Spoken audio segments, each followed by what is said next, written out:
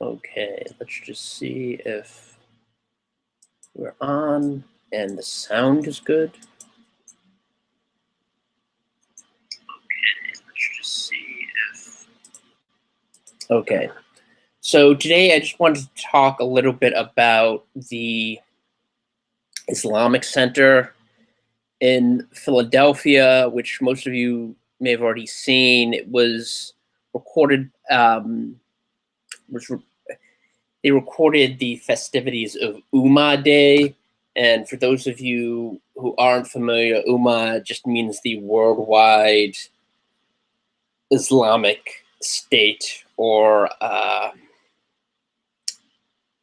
collection of believers in Muhammad and Allah. That's what the Ummah is. So this is an event that was put on by the Muslim American Society in Philadelphia, and you may have seen the little videos of children dressed up in Arab garb, pretending to be Palestinians, describing how they were going to reclaim Al-Aqsa and behead people. And the Muslim American Society said that this was an oversight, that this was featured on their website. Now, it's interesting that they didn't denounce what was depicted in the video, which is a group of children who have obviously been brainwashed, unfortunately, since they were infants, into believing the lie of Islam. But they said they didn't denounce it. They didn't denounce the idea behind it, say that beheading people was wrong, that trying to push the Jews into the sea and to abolish the state of Israel was wrong. They didn't say anything. They just said it was an oversight or it was a mistake. I forget the exact wording, the exact phrasing of their language, but they basically conceded that the only thing they regret is that this was distributed among the infidel, the kafir, as they call us.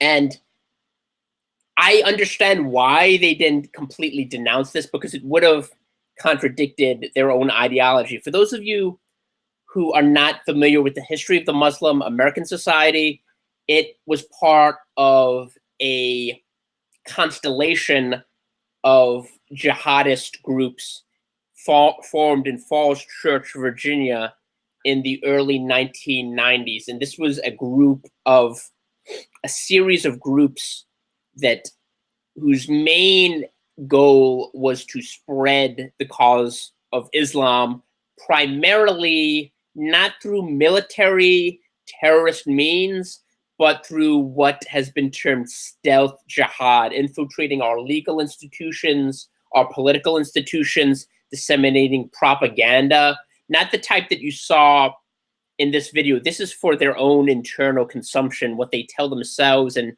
try to indoctrinate their children into believing.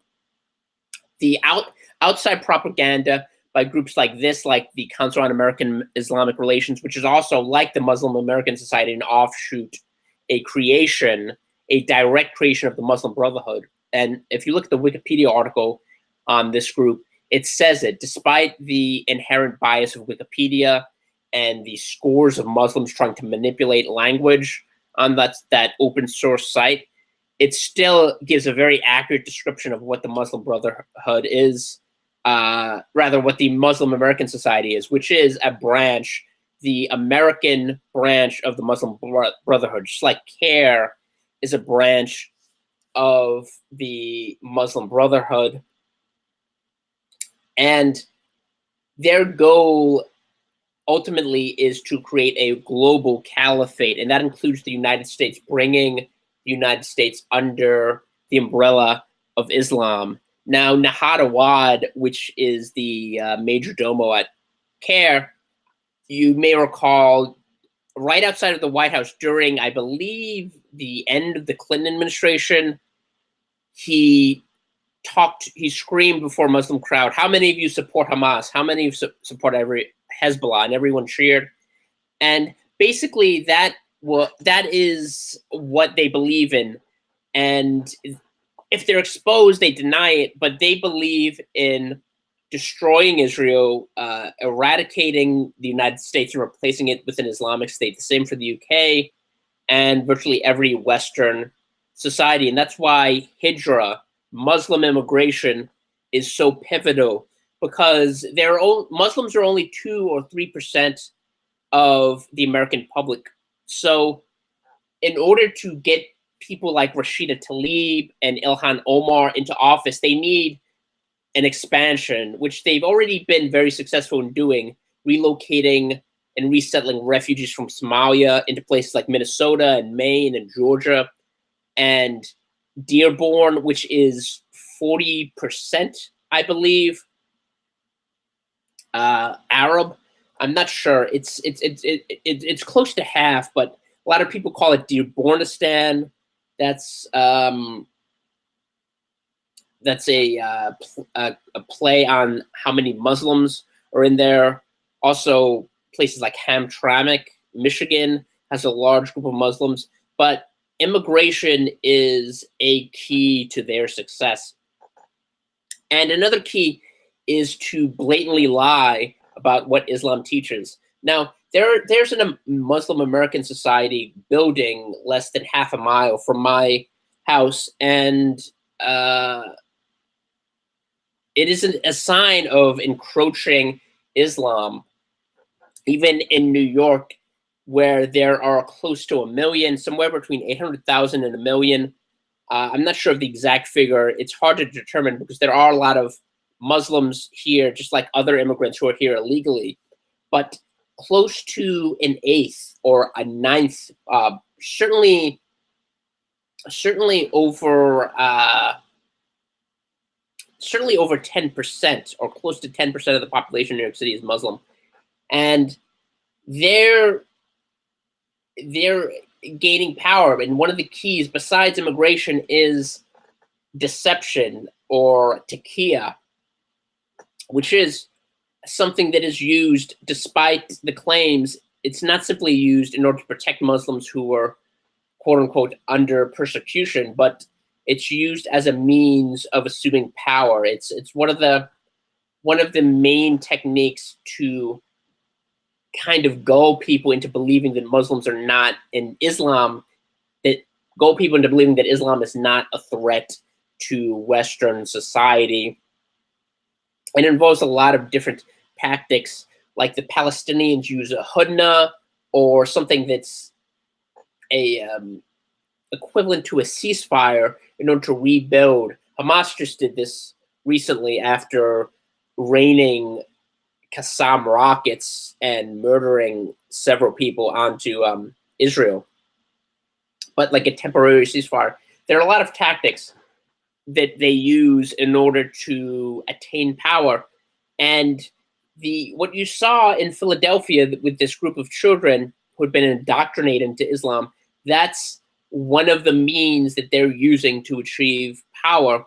And another is blatantly misrepresenting who they are. The Muslim American Society, like I said, you can go to their Wikipedia page. It's simply a branch of the Muslim Brotherhood. It's been banned by the United Arab Emirates. In other words, a state that is run under Sharia law feels that the Muslim Brotherhood is a threat, and yet the United States has done nothing about this up until this point. After Donald Trump's meeting with President al-Sisi, there are discussions of whether or not the Muslim Brotherhood should be placed on the terrorism list, and they are a terrorist organization simply because their primary means of achieving power is nonviolent doesn't mean that they're not jihadists. And every so often, something like this will fall into the slipstream of the mainstream media, whose job is to protect and defend these liars. And people will start to wake up. But I think more Americans need to be cognizant of this, of what's happening in their own societies, in their own cities, like Philadelphia, New York City, Los Angeles, how these groups are worming their way into the system to undermine it and to strip us of our rights, so that pretty soon you won't be able to preach the gospel. It'll be like Britain. You'll be arrested for preaching the gospel, for talking about Jesus Christ and denying the patently absurd claims put forth in the Quran. So, and people who are not Muslim will be under threat, just like Jews are being forced to flee places like France or Sweden because the Muslim population is imperiling their safety, and the governments are not willing to do anything to prevent that. So everyone, even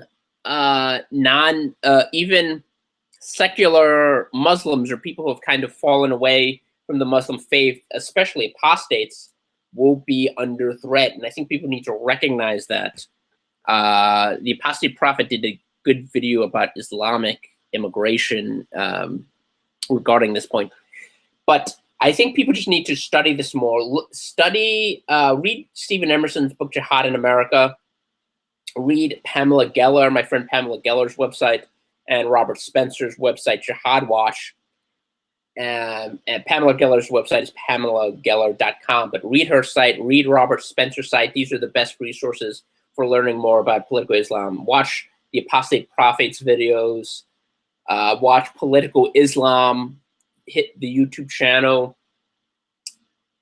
of Bill Warner, and just educate yourself and realize, and watch Memory TV. Subscribe to Memory TV. That was created, Memory, the Middle East research.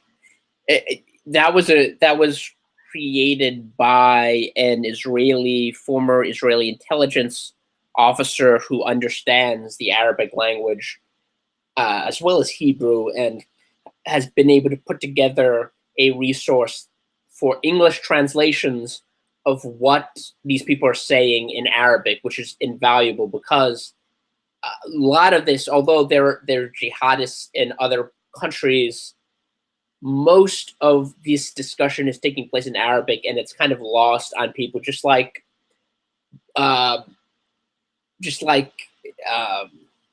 discussions about Quranic interpretations. People that understand the Arabic can actually it's much more easy for them to point out how the Quran is riddled with flaws and errors, because they understand the language in which it was originally written. So, like I said, check out those sites and just gain a better understanding of what's happening in your own country.